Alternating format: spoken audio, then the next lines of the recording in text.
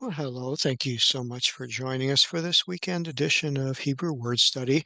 And I just felt like I wanted to take a little bit of different direction for today. Um, I have been, before bedtime, reading a number of Hebrew um, prayers and comforting verses. I like to do that before bedtime and practice with the Hebrew. And there are just so many beautiful um, poems and prayers and psalms, and I like to do that before bed, just to quiet my mind, get my spirit in the right direction, and it's just something I enjoy quite a bit. And then I thought too that what I've been using was Hebrew from the Hebrew Bibles. Some may be more familiar if I use the term Old Testament. Um, but I have nothing that I've come across that has a similar type of prayers or poems or we'll say nice Bible verses from the New Testament or the apostolic writings that I could meditate on in the evening before I go to sleep. So I thought I would try to put some together, and I thought, well, maybe I'll put this out to all of you who listen and see if this was something you're interested in too, and I would share that with you. So it's really something for my own self, but I just wanted to share that with you, and maybe you'll find it a blessing also. And so I thought I would start with a very simple verse, start in the book of John, St. John, and just take some verses that are normally um, thought to bring comfort, that bring comfort to a lot of people, and that they are Jesus speaking. And St. John just has such a beautiful background to it, and it brings so much comfort. So, what I wanted to do was expose you to the language of uh, what we know that Jesus spoke as Aramaic. Now, again, there's a lot of discussion and debate over, Greek versus Hebrew versus Aramaic, and we have what we have, and we're not going to win the debate or prove any points, but we have enough reference material that we can learn and hopefully gain some insight as to the heart of Jesus, the heart of what he was trying to speak, and that it will help encourage us. And the whole purpose of all of this is that we can learn more of the essence and the heart of God. And so the purpose is not anything other than that, is just for personal enrichment.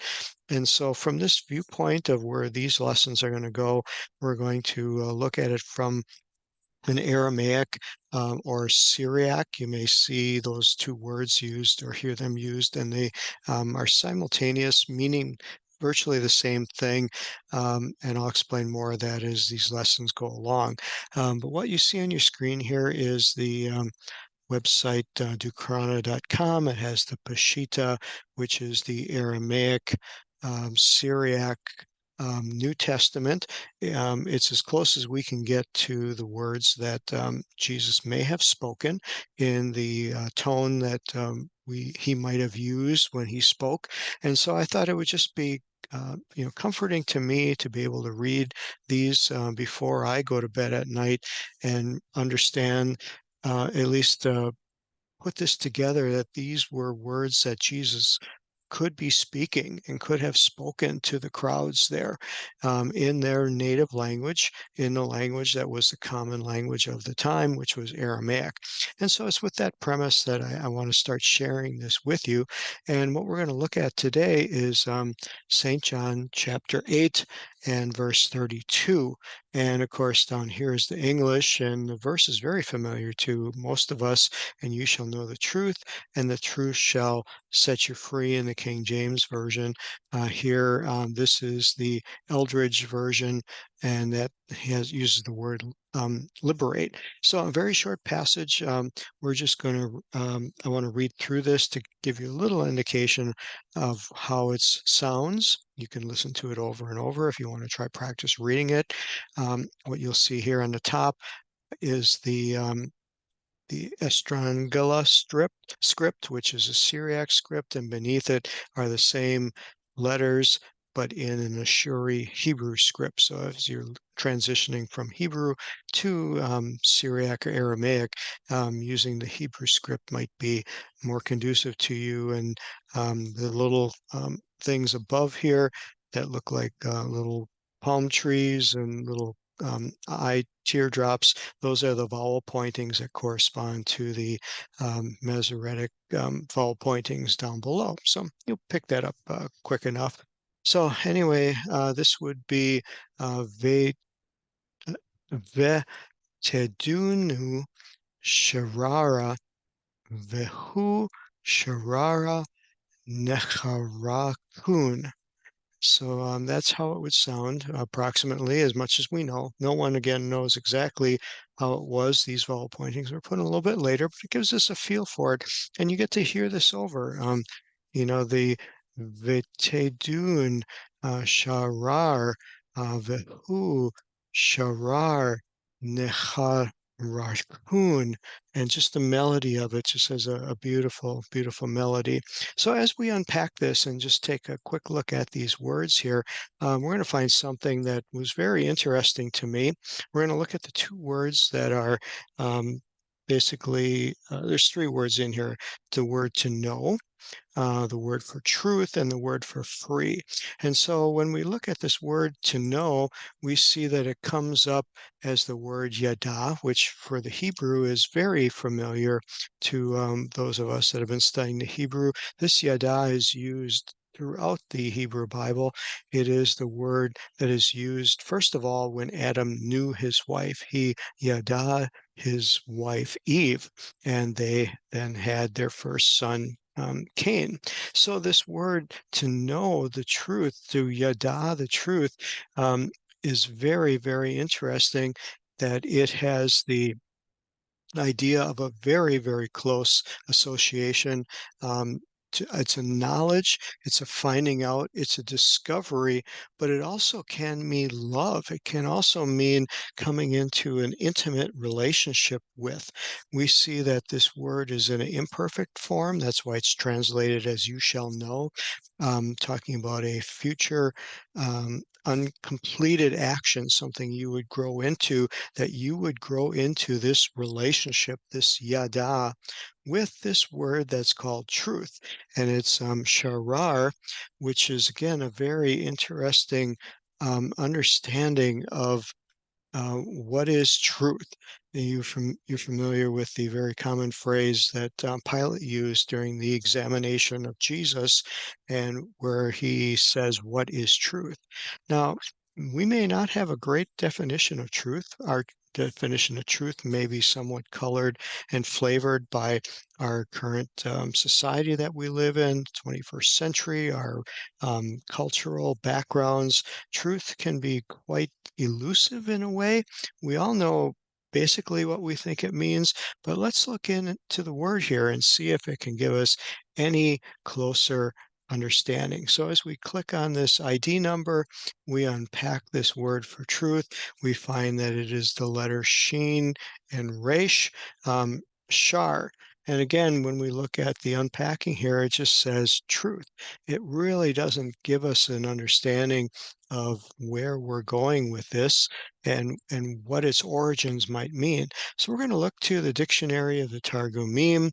We're going to go to the page um, that has the understanding of the Shirar on it. You may have heard of a term sometimes comes up in the news of Shirit law associated with um, the Arabic world, and sometimes some of the radical groups that are involved with that. These words are very much related.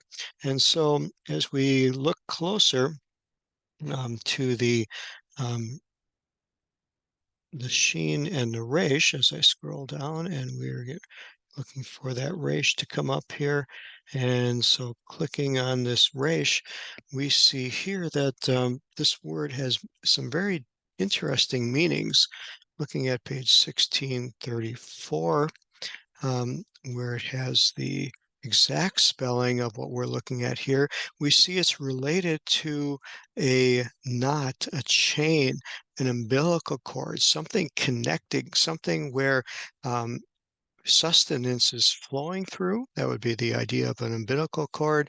A chain is something that is strong and hard and connects things together. But what's so interesting is there are numerous entries on this word that has the root of the sheen and the resh. And so we want to scroll back a little bit and look at what could be the heart of this word here, of the sheen and the resh. And looking at page 1627, we see that the initial root of this word comes from the sheen and the resh, which is standing for a prince or a chief. Now, of course, we know that Jesus is the Prince of Peace, but here we see a little bit closer connection with the word truth coming from, and all these words kind of flow together. Those of you that have this concordance lexicon to look down.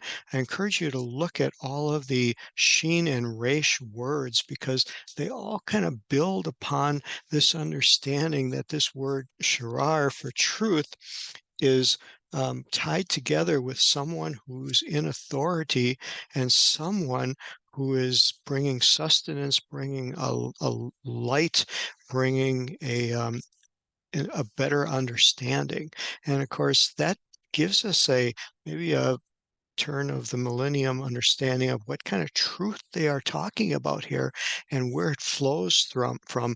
And I don't believe that the title of Prince of Peace for Jesus is by happenstance, that it's tied into this word for truth and linking who he is to what we are supposed to be seeking for.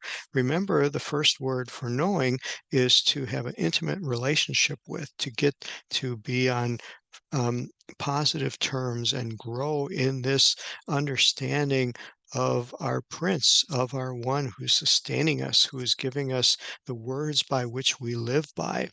And so it talks about the truth and then, of course, repeats this truth. And the last word here is kar, which is known to be the word to liberate or to set free. So as we unpack this and finish up our study here, we see that this word harar starts with the chaf, or excuse me, the chet and the resh. And again, this is very similar to some Hebrew words. Interesting here that in the l- comprehensive Aramaic lexicon doesn't give it any understanding of what this word means. It just leaves it as free.